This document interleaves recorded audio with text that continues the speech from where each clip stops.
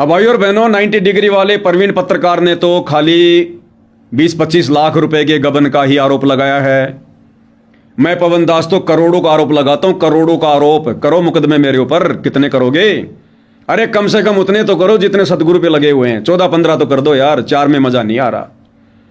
4 मुकदमों में मजा नहीं आ रहा, कम से कम सतगुरु के बराबर तो करो। मैं पवन दास तुम्हारे ऊपर करोड़ों का आरोप लगा रहा हूं, करोड़ों का, और सबूत भी दिखाऊंगा, क्योंकि मैं अपने सतगुरु के पद चिन्हों पे चलता हूं। जिस प्रकार मेरा सतगुरु बिना सबूत के एक भी बात नहीं बोलता, ये उनका चेला पवन दास भी नहीं बोलता। और तुम कितने बड़े चोर हो, कितने बड़े ठग हो। संत रामपाल जी के परिवार वाले, उनके बेटा बेटी, भाई बंधु रिश्तेदार, कितने बड़े ठग, कितने बड़े चोर। सरेआम कह रहा हूं मैं पवन दास, सोशल मीडिया पर, देश और दुनिया के सामने, सतगुरु रामपाल जी के परिवार, उनके रिश्तेदारों से बढ़कर दुनिया में कोई ठग नहीं, दुनिया में कोई चोर नहीं। क्योंकि दुनिया जो ठगी कर रही है, जो चोरी कर रही है, तत्व ज्ञान के अभाव में कर रही है, उनको इतना दोष नहीं है। लेकिन भक्ति लेने के बाद यदि कोई संगत से ठगी करे, चोरी करे, उससे बड़ा महादोषी, महापापी, महाचोर कोई नहीं। और ये कोई बड़ी बात नहीं है। ये सतलोक आश्रम वाले जब सतगुरु रामपाल जी के सामने सतलोक में, सतलोक आश्रम बरवाड़ा में रहते सहते ठगी कर सकते हैं, चोरी कर सकते हैं, तो आज इनको किस बात का डर? आज तो सतगुरु इनसे सैकड़ों किलोमीटर दूर बैठा है जेल में। जब ये लोग संत रामपाल जी के रहते सहते सतलोक आश्रम में ठगी कर सकते हैं, बरवाड़ा में पैसों की चोरी करते थे, तो आज इनको किस बात का डर? आज तो कोई सवाल जवाब करने वाला नहीं, आज तो सतगुरु का कोई डर भी नहीं है। आज तो ना जाने क्या क्या करते होंगे। एक छोटा सा सत्संग आपको पूज्य गुरुदेव भगवान के मुख कमल से सुनाता हूं। अरे सतगुरु हमेशा संकेत करता है, केवल संकेत। अगर सतगुरु सतलोक आश्रम बरवाड़ा में अपने दिल का दर्द बयान कर दे तो लोगों का भक्ति से विश्वास उठ जाए। इसलिए सतगुरु रामपाल जी ने ज्यादा खोलकर संगत के सामने बातें नहीं रखी। इशारों में कई बार कह दिया सतगुरु रामपाल जी ने अपने बेटा बेटी के विषय में कि इस दास के 4 संतान थी, 2 लड़के 2 लड़कियां, और मैं अच्छे से जानता हूं वो आगे चलकर मेरी क्या सेवा करते, क्या मेरी खातिरदारी करते, उनका नेचर है, मैं अच्छे से जानता हूं। इस अंतर्यामी ने तो पहले ही बता दिया था, लेकिन संगत बुद्धि विवेक का इस्तेमाल नहीं करती। और आश्रम में संगत के दान की चोरी होती थी, ठगी होती थी। दान पात्रों से पैसा चोरी होता था सतलोक आश्रम बरवाड़ा से। कौन करते थे? यही सतगुरु के रिश्तेदार, यही बड़े बड़े सेवादार। आम भगत की औकात नहीं है दान पेटी में जाके दान चोरी कर ले, ताले लगे होते थे, ताले। और सतगुरु इस प्रकार के जो वचन अपने सत्संग के माध्यम से बोला करते थे, संगत को आगाह करने के लिए, संगत को संकेत किया करते थे कि नादानों, अगर सतलोक आश्रम बरवाड़ा में आके दान धर्म करना है तो किसी भगत के ऊपर या किसी सेवादार के ऊपर विश्वास करके उसके हाथ में मत दे देना। मेरे तक तुम्हारा पैसा नहीं पहुंचेगा। जब तुम मेरे पास में दर्शनों के लिए आते हो उसी समय मेरे हाथ में देना। सतगुरु के हाथ में दिया हुआ जो है दान फलेगा। सतगुरु के हाथ में दिया हुआ। भाई और बहनों, ये भक्ति विधान है, इसको समझना खांडे की धार है। सतगुरु रामपाल जी हमें क्या कहते हैं सत्संगों में कि बच्चों, अपने 2 साल के छोटे बच्चे से भी यदि आप दान करवाना चाहते हो तो उसके हाथ में देके दान करवाना। ये नहीं कि ये लो जी 200 रुपए मेरे बेटे के, 200 रुपए मेरी माता जी के। नहीं, वो दान नहीं फलेगा। उस दान का फल उस आत्मा के भाग्य में नहीं जाएगा, उसके अकाउंट में नहीं जाएगा। सतगुरु रामपाल जी ने बताया, परिवार में 5 सदस्य हैं, नाम ले रखा है, चाहे कोई 2 साल का बच्चा क्यों ना है, भले माता पिता पैसा दे रहे हैं, लेकिन बच्चे के हाथ से वो पैसा सतगुरु के हाथ में दो। उस हाथ से छोड़ा गया दान काम करेगा। गुरु बिन माला फेरते, गुरु बिन देते दान, गुरु बिन दोनों निष्फल है, चाहे पूछो वेद पुराण। गुरु बिन दान पुण्य जो कर ही, मिथ्या होए कभू न फल ही। और सतलोक आश्रम बरवाड़ा में, अरे चलो बेचारे वर्तमान के जो नए नए भगत हैं, जिन्होंने सतलोक आश्रम बरवाड़ा नहीं देखा, जिन्होंने सतगुरु के अभी तक साक्षात दर्शन नहीं किए, अरे वो तो मूर्ख बन सकते हैं कोऑर्डिनेटरों के चक्रों में आकर, गुरु के परिवार के चक्रों में आकर। जो भगत सतलोक आश्रम बरवाड़ा से जुड़े हुए हैं, अरे तुम क्यों मूर्ख बन रहे हो? अरे सतलोक आश्रम बरवाड़ा से जुड़े भक्तों, जब तुम सतगुरु रामपाल जी के दर्शनों के लिए लाइन बनाकर जाया करते थे, तो उस समय मोटे मोटे अक्षरों में, बड़े बड़े होर्डिंगों में सतगुरु रामपाल जी ने क्या लिखवा रखा था कि ज्योति और पाठ का पैसा दर्शन करते समय सतगुरु देव जी के हाथ में दें। क्यों? क्योंकि सतगुरु के हाथ में दिया गया दान फलता है। दूसरा कारण यह था कि सतलोक आश्रम बरवाड़ा का मैनेजमेंट, सेवादार, गुरु के परिवार वाले दान पेटी में पैसे चोरी किया करते थे। भगत बेचारे उनको गुरु का जो है बड़ा भगत मानकर, परिवार का सदस्य मानकर उनके हाथ में दान दे दिया करते थे, वो जेब में डाल लिया करते थे। इसलिए सतगुरु रामपाल जी ने लिखवाया कि दर्शन करते समय, क्योंकि आश्रम में जाने वाला हर भगत सतगुरु के दर्शन करता था कि नालायको, तुम मेरे आमने सामने तो आते ही हो, मेरे से तो मिलते ही हो, आशीर्वाद तो लेते ही हो, ये पैसा दान पेटियों में ना डाल के साक्षात अपने गुरु के हाथ में दो, वो तुम्हारा धन फलेगा। और सब लोग सतगुरुदेव जी के हाथ में ज्योति और पाठ का पैसा दिया करते थे, ज्योति और पाठ का पैसा। ये सबको पता है जो भगत सतलोक आश्रम बरवाड़ा से जुड़े हुए थे।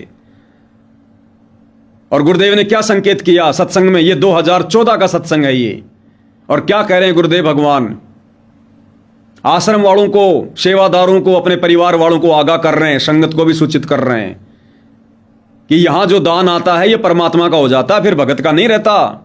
उसको तो परमात्मा 1000 गुना करके देता है। फिर मालिक ने आगे हिदायत दी कि यहां जो सेवादार रहते हैं, ये आगे जो सेवादार आएंगे, ये परमात्मा का पैसा है, धनी का पैसा है। यहां जो सेवादार हैं, गुरुदेव कह रहे हैं, ये भी थोड़ी बहुत हेरा फेरी कर देते हैं। हेरा फेरी का मतलब होता है चोरी करना, ठगी करना, पैसे का दुरुपयोग करना। क्या कह रहे सतगुरु रामपाल जी अपने मुख कमल से, ये डूबकर मरने की बात है संगत के लिए। सतगुरु रामपाल जी अपने मैनेजमेंट के ऊपर उंगली उठा रहे हैं। ये तो 2014 बरवाला कांड से पहले की बात है। सतगुरु के आश्रम में रहते सहते ये लोग चोरी करते थे, ठगी करते थे, और सतगुरु रामपाल जी ने मजबूरी में सत्संग में सार्वजनिक तौर पर इशारा करना पड़ा, संकेत करना पड़ा। तो विचार करो भाई और बहनों, जिस परम संत ने इस बात को सत्संग में बोलना पड़ा, ये लोग कितना पैसा चोरी किया करते होंगे। क्या कह रहे हैं गुरुदेव भगवान, ध्यान से सुनो। क्योंकि परमात्मा का विधान है, कहते हैं आप 1 रुपया दान करोगे, 1000 देता दाता आपको। जो दान आप यहाँ करते हो वो आपका नहीं, वो तो भगवान का हो गया, आपका नहीं रहा। उसके बदले में आपको तो 1000 मालिक ने उसी समय लिख दिया आपके अकाउंट में, लेकिन वो अकाउंट आपको दिखता कौन?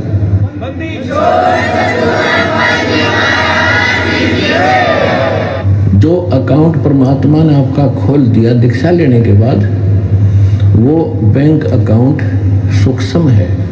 आपके अंतःकरण में एक मैसेज पहुंच जाता है, भगवान के ऊपर आपकी एक और फाइल है, उसमें ये मैसेज ऐड हो जाता है। अब आगे का संदेश सेवादारों के लिए है जो आश्रम में चोरी करते थे, पैसों की, दान की चोरी किया करते थे।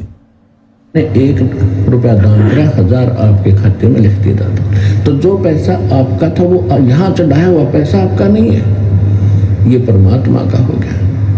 और इस परमात्मा के पैसे को आप सदुपयोग करो, यहाँ दुरुपयोग ना करना इसका। जो यहाँ भी सेवादार है, आने वाले भी जो कई बार देखा है थोड़ी बहुत त्रुटियां ये कर देते हैं, तो आपने सावधान रहना पड़ेगा। ये क्या कह रहे हैं गुरुदेव, सेवादारों को कह रहे हैं, मैनेजमेंट ही है सेवादार। कह रहा दास देख रहा है थोड़ी बहुत हेरा फेरी त्रुटि ये कर देते हैं, तो कह रहे धनी का पैसा है, ये कांटे बन के निकलेगा, फिर कांटे बन के। सुन लो दोबारा से क्या कह रहे हैं परमात्मा। जो यहाँ भी सेवादार है, आने वाले भी जो कई बार देखा है थोड़ी बहुत त्रुटियां ये कर देते हैं, तो आपने सावधान रहना पड़ेगा। ये धनी का पैसा है। जो यहाँ भी सेवादार है, आने वाले भी जो कई बार देखा है थोड़ी बहुत त्रुटियां ये कर देते हैं, तो आपने सावधान रहना पड़ेगा। ये धनी का पैसा है, आपको तो दे दिया मालिक ने उसी समय, ये नहीं रखता अपने पास। ये तो पूर्ण परमात्मा है। कहते चारों युगों में देख लो हमने किसका रखा मार। द्रौपदी ने 1 बिलांत का कपड़ा दिया था, 9 इंच ढेर लगा दिया उसका। सुदामा ने 4 चावल फुकवाए थे, महल बना दिया। तैमूर लंग ने 1 रोटी दी थी, उसको 7 पीढ़ी का राज बख्श दिया। तो कहते चारों युगों में देख ले हमने किसका रखा मार, हमने किसका लेकर ना दिया हो मारना, यानी कोई पैसा लेकर ना देने के उसने पैसा मार लिया मेरा। तो परमात्मा कहते चारों युगों में देख ले हमने किसका रखा मार, हमने किसी का पैसा रखा नहीं। भाई और बहनों, विचार करना, ये सामान्य सत्संग नहीं है, तत्वदर्शी संत के सत्संग हैं। बहुत गहरे संकेत होते हैं। अरे एक आम पिता जिसका बच्चा घर में 1000-2000 की हेराफेरी कर दे, वो बाप भी समाज के सामने जाकर इस प्रकार से सार्वजनिक तौर पर अपने बेटा बेटी के विषय में नहीं बताता है। यदि 1000-2000 की हेराफेरी यदि कोई कर देता है तो सतगुरु रामपाल जी तो परमपिता परमेश्वर हैं। 1000-2000 की चोरी, दान में हेरा फेरी के मामले को सतगुरु रामपाल जी सत्संग में नहीं कहेंगे। लाखों में हेरा फेरी होती थी, लाखों में। सतगुरु इनको समझा समझा के भी दुखी हो गए थे, लेकिन ये लोग नहीं मानते थे, क्योंकि ये संत रामपाल जी को आम संत की तरह ट्रीट करते हैं, आम संत की बाती। गुरु मानुष कर जानते वो नर कहिए अंध, ओवे दुखी संसार में आगे काल के फंदे। कई लाखों में ठगी होती थी, चोरी होती थी। सतलोक आश्रम बरवाड़ा का मुख्य ट्रस्टी बलजीत लहरी, जिसकी बेटी बबीता, जिसका नाम इस मीडिया ने और समाज के कुछ अन्य लोगों ने संत रामपाल जी के साथ में जोड़ दिया था बेवजह, जिसको बेबो कहा जाता था, उस बेबो का भाई अनिल लहरी, बलजीत लहरी का बेटा अनिल लहरी, जो सतगुरु रामपाल जी का बॉडीगार्ड था, पिस्तौल रखा करता था, उनका ड्राइवर भी था। कई लाखों में उसने दान पेटी से पैसों की चोरी की, कई लाखों से। कई बार उसको सतलोक आश्रम बरवाड़ा के मेन गेट पर उसको पकड़ा गया, आश्रम से बाहर पैसे ले जाते हुए। कई बार, एक बार दुखी होकर उसके पिता ने, बलजीत लहरी ने, संत रामपाल जी के सामने जाकर 1-1.5 लाख रुपए देने चाहे कि गुरुदेव ये कुछ पैसे हैं। तो गुरुदेव ने कहा कि भाई ये क्यों? तो बलजीत ने कहा जी वो लड़का जो थोड़ी बहुत हेरा फेरी। तो गुरुदेव ने कहा कि जेब में डाल ले इन पैसों को, बेटा तुम्हारे से तो कई लाखों का हिसाब लेना, कई लाखों का। भाई और बहनों, मैं इस घटना को मजाक में ले सकता था, हो सकता है किसी भगत ने बोल दिया होगा, लेकिन जब ये पवन दास 2022 दिसंबर में हिसार जेल में गया 420 के झूठे मुकदमे में, जो झूठा मुकदमा इन लोगों ने सतगुरु रामपाल जी को अपना जैसा आम व्यक्ति समझकर मुझ पवन दास के ऊपर करवाया, वो मेरी परीक्षा थी। जब मैं हिसार जेल में था तो जिस ब्लॉक में था उस ब्लॉक में बहुत सारे लोग थे। एक लड़का वो बरवाड़ा के खरक पुनिया गांव का था, उसका नाम था प्रदीप पुनिया, जिसका दारू का ठेका था। जब उसको पता चला कि ये पवन दास ये संत रामपाल जी का भगत है, तो मेरे से बातचीत करने लगा और मेरे से कहा कि तू उसको अनिल लहरी को जानता है क्या? तो मैं तो जानता था, क्योंकि बरवाला कांड के बाद संत रामपाल जी का जो सांसारिक रूप में जो दामाद है संजय खानपुर वाला, जो वर्तमान में हिसार जेल में है, वो संजय खानपुर वाला जो मंजू का पति है, संजय खानपुर वाला, ये बलजीत लहरी का बेटा अनिल लहरी, ये दोनों भगोड़े थे। और राजस्थान के स्टेट कोऑर्डिनेटर प्रकाश माली के साथ जयपुर में मेरे घर पर आए। उस समय मैं मैनेजमेंट के खिलाफ वीडियो बनाया करता था, 2015 लास्ट की बात है। तो डराने लगे, धमकाने लगे, तू महेंद्र भगत जी के खिलाफ बोलेगा। मैंने कहा भैया जो सच है वो बोलूंगा, महेंद्र क्या चाहे महेंद्र का बाप क्यों ना आ जाए। बोला देख ले। मैंने कहा देख लिया भाई, अब बात समझ में आ गई, पीछे कदम नहीं हटा सकते, बहुत मूर्ख बन लिए तुम लोगों के चक्कर में। तो मैं तो जानता था इसको। तो उस प्रदीप पुनिया ने मुझे कहा, जो बरवाला के खरक पुनिया गांव का था, उसने कहा कि वो हमारी मौज करता था, मौज। मैंने कहा यार वो तुम्हारी मौज कैसे करता था? बोला भाई वो जब आश्रम से आता था ना निकल के, तो हमारे पास में आता था वो ठेके पे, मेरा दोस्त था, और जेब से 50-50 हजार की गड्डियां निकालता था। तो मैं पूछा करता था अरे ये तू कहां से ला रहा है भाई इतना पैसा? बोला तुम तो मौज उड़ाओ, मौज मौज उड़ाओ, बोलो आश्रम जिंदाबाद है। तब जाकर मुझ पवन दास को पक्का विश्वास हुआ कि ये बातें कोई हवाई की नहीं है, ये बिल्कुल सत्य बातें हैं। तो बलजीत लहरी का बेटा अनिल लहरी कई लाखों में चोरी कर चुका था, और वो बलजीत लहरी का बेटा अनिल लहरी जो बरवाला कांड के मुकदमों में है, भगोड़ा घोषित था, और भगोड़ा रहते रहते उसने और नया मुकदमा अपने ऊपर लगवा लिया। एनडीपीएस का मुकदमा लगता है मादक पदार्थों की तस्करी में। 10 क्विंटल गांजे के साथ में पुलिस ने पकड़ा। 10 क्विंटल गांजे के साथ में। गांजा तो पकड़ा गया लेकिन वो भाग गया। एनडीपीएस का मुकदमा लग रहा है वर्तमान में उसके ऊपर, जो गुरुजी का ड्राइवर था, गुरुजी का बॉडीगार्ड था, जिसको सारनाम प्राप्त था, जो बलजीत का बेटा था, जो लोग 24 घंटे गुरुजी की शरण में, गुरुजी के चरणों में, आश्रम में रहा करते थे। बरवाला कांड के बाद में नशे का कारोबार 10 क्विंटल गांजे के साथ पकड़ा गया। नादान संगत वालों, आंखें खोलो। भक्तों के घर बहुत दूर हैं, अभी बहुत दूर हैं। ये तो गंदगी थी, गंदगी। ये सतगुरु रामपाल जी का परिवार, उनके रिश्तेदार, ये कोऑर्डिनेटर, ये तो गंदगी है, गंदगी। जिस गंदगी को साफ करते करते बरवाला कांड में सतगुरु रामपाल जी के दामन पर भी छींटे लग गए, बदनामी के दाग लग गए। और तुम इन लोगों को परम भगत समझ के इनकी चापलूसी कर रहे हो, इनके आदेशों को फॉलो कर रहे हो। सूखे मरोगे, सूखे। बचाने वाला नहीं है कोई धरती पर। तो कई लाखों में ठगी किया करते थे। और सबसे बड़ा प्रमाण तो आपने सतगुरु रामपाल जी के मुख कमल से सुनी लिया है। सतगुरु संकेत ही करता है, शब्द सैन सतगुरु की पहचान है, पावे अटल सुहाग रे। उसके बाद आपको बताता हूं एक और घटना। 2014 बरवाला कांड, उससे पहले सतलोक आश्रम बरवाड़ा के अकाउंट से 1.5 करोड़ रुपया निकाला गया। 1.5 करोड़ रुपया। क्योंकि भाई और बहनों, बरवाला कांड करवाने वाले कौन, बरवाला कांड की जो पृष्ठभूमि थी, जो फिल्म थी, उसको लिखने वाले कौन, ये सतगुरु रामपाल जी के परिवार वाले।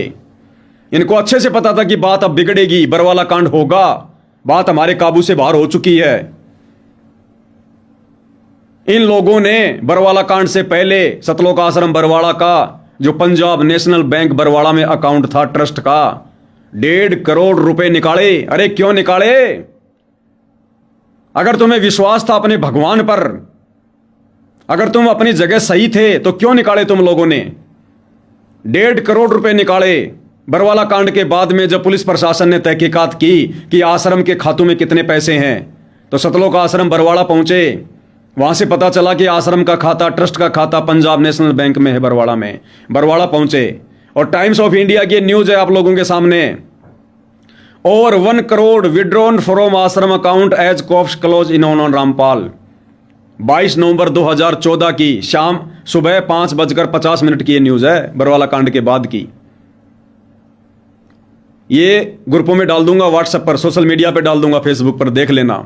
1.5 करोड़ रुपया सतलोक आश्रम कमेटी ने निकाले।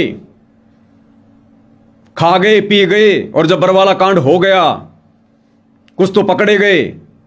उस समय सतगुरु रामपाल जी के पास जाते हैं ये लोग, जो 60 लाख रुपए बचे हुए थे। 60 लाख रुपए एक बोरे में डालकर सतगुरु रामपाल जी के पास गए।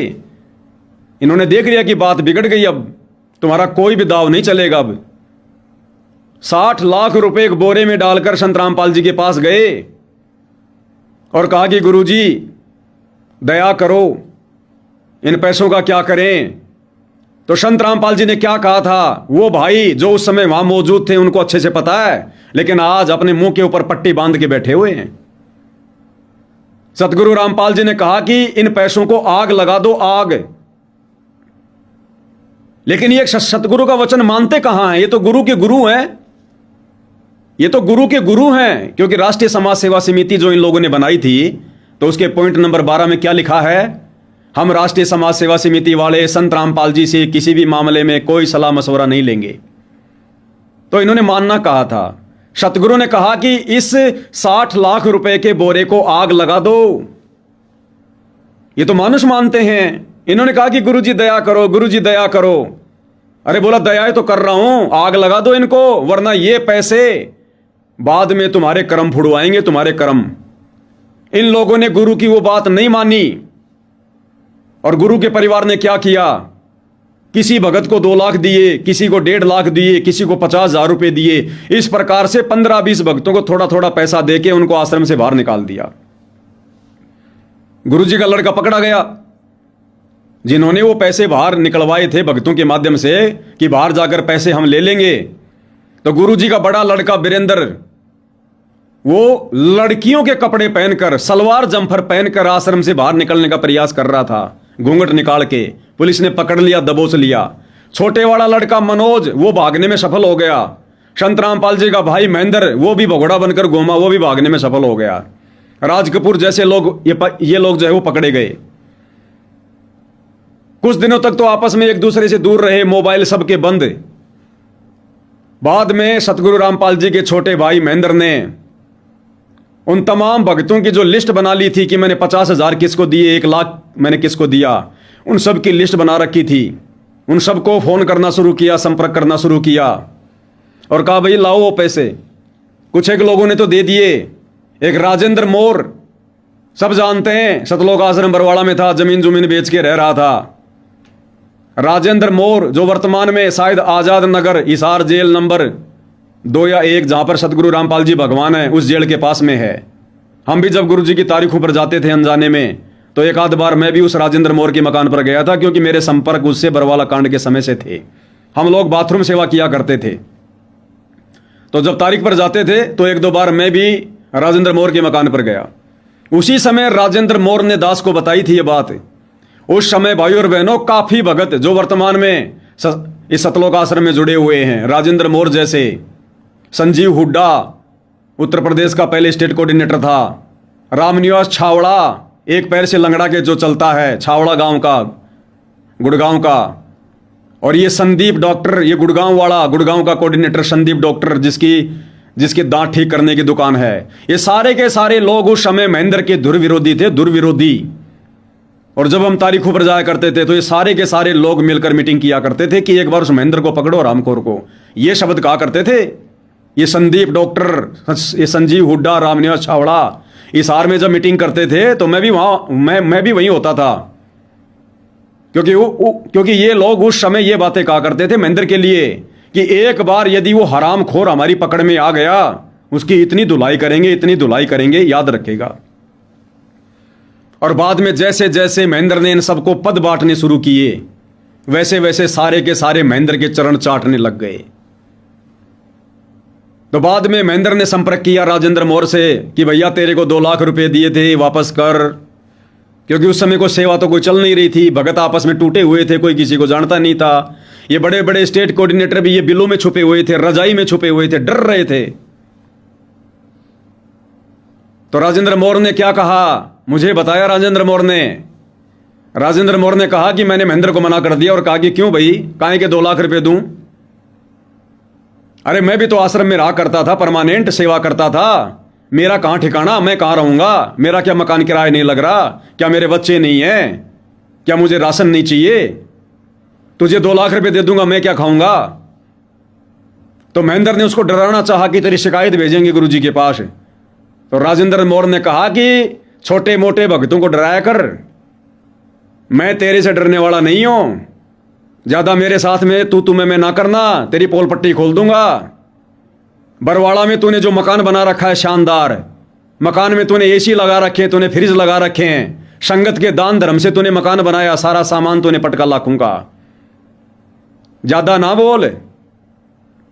उसके बाद महेंद्र चुपचाप हो गया। तो भाई और बहनों, वो 60 लाख रुपए अंतर्यामी सतगुरुदेव भगवान ने उनको आग के हवाले करने के लिए कहा था, क्योंकि उनको पता था कि ये पैसा बाहर जाकर इनके कर्म फुड़वाएगा। तो कर्म फूटे कि नहीं फूटे, भक्तों का आपस में झगड़ा हुआ कि नहीं हुआ, उन पैसों को लेकर मन मुटाव हुआ कि नहीं हुआ, लेकिन ये लोग सतगुरु की एक भी बात नहीं मानते। तो ये 1.5 करोड़ रुपया वहां से निकाला गया था। इसका दूसरा पेज भी आपको दिखा देता हूं। इसके दूसरा पेज में गलती से ऐड करना भूल गया। दूसरे पेज में सतलोक आश्रम बरवाड़ा के भक्ति मुक्ति जो ट्रस्ट था उस समय, उसके पंजाब नेशनल बैंक के अकाउंट नंबर भी लिखे हुए हैं, कब कब निकाले गए। जब बैंक खाता खोला गया था 2012 में, तो उसमें 35 लाख रुपए डिपॉजिट किए गए थे। और जब बरवाला कांड हुआ उस समय 1.5 करोड़ रुपए थे, जो 1.5 करोड़ रुपए इन लोगों ने निकाल लिए थे। 60 लाख रुपए बचे थे। उस पैसे को फिर इन्होंने आश्रम से बाहर निकाला और उस पैसे ने फिर इनके कर्म फुड़वाए। इन लोगों में जो है मनमुटाव हुआ। तो ये चोर नहीं तो और क्या है, ये चोर नहीं तो और क्या है। जब सतगुरु ने मना कर दिया उन पैसों के लिए, उसके बावजूद भी ये लोग पैसे आश्रम से बाहर निकाल रहे हैं, तो ये चोरी कर रहे हैं, चोरी, ठगी। ना इनको अपने गुरु पे विश्वास, ना ये उनको गुरु मानते।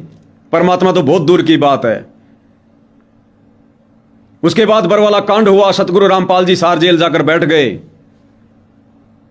और भाई और बहनों, इन लोगों ने अपनी मनमानी हरकतों के चलते गुरु को मानुष मानकर सतलोक आश्रम बरवाड़ा के पास में कि गुरुजी हम आश्रम का विस्तार करेंगे, इन लोगों ने गुरु को सलाह देते हुए, संगत के दान धर्म का दुरुपयोग करते हुए 58 एकड़ जमीन इन लोगों ने ली, यानी एग्रीमेंट कर लिया, बयाना दे दिया था। 5 करोड़ रुपए दिए थे बयाने में उस जमीन के लिए। 32 करोड़ रुपए में सौदा तय हुआ था 58 एकड़ जमीन का, सतलोक आश्रम बरवाड़ा के पास में आश्रम को विस्तार करने के लिए। अब सोचिए भाई और बहनों, अंतर्यामी सतगुरु रामपाल जी भगवान, जिनको पता था कि बरवाला कांड होगा, क्या वो परमात्मा आश्रम का विस्तार करवाएगा? लेकिन इन लोगों ने जबरदस्ती, 2 कोड़ी के जीवन ने अपनी मनमानी करते हुए गुरु को जबरदस्ती ये सलाह देते हुए, गुरु जी संगत बढ़ रही है, संगत बढ़ रही है, तो गुरु क्या करेगा फिर? काल के साथ एग्रीमेंट है। काल ने कहा था कि जो जबरदस्ती करे, आपकी बात ना माने, वो मेरा छेड़ना मत। तो गुरु तो कुछ नहीं बोलेगा, फिर एक बार कह सकता है। 58 एकड़ जमीन इन्होंने सौदा किया, 5 करोड़ रुपए दे दिए, 32 करोड़ में सौदा हुआ। उसके बाद बरवाला कांड हो गया, और बरवाला कांड के बाद में फिर इन लोगों ने तरह तरह की बातें संगत में फैलाई। सतगुरु रामपाल जी के पास में अरदास गई, और सतगुरु रामपाल जी ने हिसार जेल से लेटर लिखकर, जो लेटर आप भाई बहनों के सामने है, 14/3/2015 को ये लेटर हिसार जेल से आया। इन्हीं सतलोक आश्रम वालों ने सोशल मीडिया पर भेजा, आम संगत में नहीं भेजा, इनका जो मैनेजमेंट है उसमें भेजा। और उस समय भाई और बहनों, मैनेजमेंट में 2 फाड़ थी, आज भी है, उस समय भी थी। और उसके बाद मुझ पवन दास के हाथ में वो सतलोक आश्रम की हार्ड डिस्क लगी। उस हार्ड डिस्क से ये लेटर निकला सतगुरु रामपाल जी का, उनके कर कमल से लिखा हुआ, हिसार जेल से, जैसा कि ये लोग बताया करते थे उस समय। और इस लेटर में सतगुरु रामपाल जी ने क्या लिखा, ये लेटर मैं व्हाट्सएप पे डाल दूंगा, देख लेना। ये डायरेक्ट में इसलिए नहीं डालता क्योंकि बिना विस्तार से समझाए आप लोग इनकी गणित को समझ नहीं सकते। इस लेटर में नीचे नीचे लिखा हुआ है, सतगुरु रामपाल जी ने सतलोक आश्रम कमेटी को क्या सलाह दी, जो जमीन का बयाना दे रखा है उसका या तो समय बढ़ा लें, कि जो जमीन का बयाना दे रखा है ना 5 करोड़ रुपए, नालायकों अभी जमीन मत लेना, उसका समय बढ़वा लो कि भाई हमारे गुरुजी अभी जेल चले गए, जब गुरुजी आएंगे उस समय जमीन लेंगे। जो जमीन का बयाना दे रखा है उसका या तो समय बढ़वा लें, यदि सब ट्रस्टी या मुख्य ट्रस्टी मई तक जमानत पर छूट जाएं तो मिलकर सलाह करके बयाना वापस ले लें। गुरुदेव कह रहे हैं बयाना वापस ले लेना, जमीन नहीं लेनी हमने। कम या अधिक करके बयाना वापस ले सकते हैं, अभी कुछ ना करें। साफ साफ लिखा है कि अभी कुछ मत करना उस जमीन के मामले में। वो 5 करोड़ रुपए का जो बयान दे रखा है उसके हाथ पैर जोड़ के, क्योंकि वो भक्तों का पैसा है, अगर वो 10-20 लाख रुपए ना भी दे तो कोई बात नहीं है, बाकी पैसा वापस ले लो। अभी जमीन के चक्कर में मत पड़ो, आश्रम वाश्रम के चक्कर में मत पड़ो। गुरुदेव ने समझाया कि नालायकों, तुम्हारा सबसे बड़ा धन, तुम्हारा सबसे बड़ा आश्रम तो मैं हूं जो जेल में बैठा हूं। ये फर्जी आश्रम खोल खोल के क्या करोगे? तुम्हारा सबसे बड़ा धन तुम्हारा गुरु है। लेकिन इन लोगों ने भाई और बहनों इस लेटर की आज्ञा का भी पालन नहीं किया। और क्या किया इन लोगों ने हम सब जानते हैं। वो 5 करोड़ रुपया भी इन लोगों ने ले लिया। कोई अच्छी आत्मा थी, उसने दे दिया पैसा, कि साधु संतों को पैसा दिया जाता है, साधु संतों का पैसा खा के पाप का भागी नहीं बना जाता। उसने ये सारा का सारा पैसा आश्रम वालों को वापस लौटा दिया। लेकिन इन आश्रम वालों ने ठगी की, क्योंकि आज हमारा वीडियो ठगी के ऊपर चल रहा है, विश्वासघात के ऊपर चल रहा है। इन्होंने ठगी की संगत के साथ और विश्वासघात किया, इस लेटर की बात ना मान के अपने गुरु के साथ। और इन सतलोक आश्रम कमेटी वालों ने 2015 में सबको पता है, बेचारे नए भक्तों को नहीं पता तो क्या हुआ। सबसे पहले 2015 में संत रामपाल जी के परिवार ने, सतलोक आश्रम कमेटी ने, महेंद्र उर्फ मोहनलाल, जिसने डर के मारे अपना नाम बदल लिया था मोहनलाल, इसने भगोड़ा रहते सहते और इसने सबसे पहली जो सेवा संगत में चलाई थी संत रामपाल जी का नाम लेकर, इसी जमीन के नाम पर चलाई थी कि सतगुरु रामपाल जी का आदेश है, हिसार जेल से हमने जो जमीन वगैरह लेनी थी, जो हमने 5 करोड़ रुपया दे रखा था, अब उस जमीन का हमने 28 करोड़ रुपया और देना है। तो गुरु जी का आदेश है, भक्तों बढ़ चढ़ के दान करो। मैं पवन दास भी उस समय आश्रम के साथ जुड़ा हुआ था। इस जमीन के लिए मुझ पवन दास ने भी 5,000 रुपए दिए थे और कई भक्तों से ले लेकर सतलोक आश्रम में पहुंचाए थे। अरे गुरु का आदेश था कि अभी कुछ नहीं करना, जमीन नहीं लेनी, बयाना वापस ले लो। इन लोगों ने गुरु के साथ विश्वासघात किया, संगत के साथ में ठगी की। और भाइयों और बहनों, उस समय जो पैसा संगत ने दिया था भावनावश होकर, किसी ने अपना टेम्पू बेचा, जयपुर का एक भगत था, उसने अपना ऑटो रिक्शा बेच दिया। इन लोगों ने ऐसी ऐसी मार्मिक बातें संगत में फैलाई कि 1 लीर के कारण मेरे हो गए चीर अपार, जय मन पहले बेरा होता मैं देती सब कुछ वार। भक्तों आज है वो मौका, सतगुरु जी का आदेश आ गया जेल से, हमने वो जमीन लेनी है, हमारे बाप ने बयाना दिया था। ऐसा ऐसा बोल के इन लोगों ने संगत को इतनी बुरी तरीके से ठगा। एक भगत ने अपना ऑटो बेचा, किसी ने अपना प्लॉट बेचा, अरबों में पैसा बेचारी नादान संगत ने अपने गुरुजी का आदेश समझकर इन चोरों के हाथों में दिया, इन ठगों के हाथों में दिया, सतलोक आश्रम कमेटी के हाथों में दिया, महेंद्र भगोड़े के हाथों में दिया। ये सबसे बड़ी ठगी की इन लोगों ने सतगुरु रामपाल जी परमेश्वर जी के साथ में। क्या ये धोखा नहीं है? क्या ये ठगी नहीं है? क्या ये चोरी नहीं है?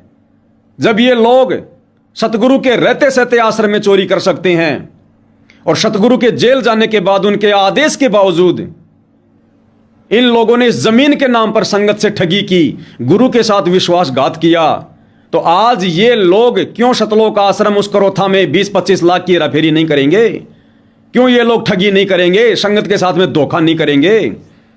ये करोड़ों के मोटर पाइप बांटे जा रहे हैं, ये भी तो ठगी है, धोखा है। लोगों के मकान बनवाए जा रहे हैं, ये भी तो ठगी है, धोखा है संगत के साथ। संगत दान धर्म क्यों देती है? धर्म में लगाने के लिए। ये कौन सा धर्म हो रहा है? नशेड़ियों के, आन उपासना करने वालों के, मांस खाने वालों के, हुक्का पीने वालों के, अनुपदेशियों के मकान बनाए जा रहे हैं। क्या ये संगत के दान का दुरुपयोग नहीं है? तो आज ये लोग क्या नहीं करेंगे भाई? प्रवीण पत्रकार झूठे आरोप नहीं लगा रहा। अरे मत छेड़ा करो मेरे भाई, मत छेड़ा करो। मुझ पवन दास के पास सबूतों का पिटारा है। अभी तो मैंने 2% भी खुलासे नहीं किए, 2% भी, जिसमें तुम लोगों के पांव जमीन से उखड़ते हुए दिखाई दे रहे हैं। पिटारा है पिटारा, समय समय पे खोलेंगे, धीरे धीरे आगे आगे।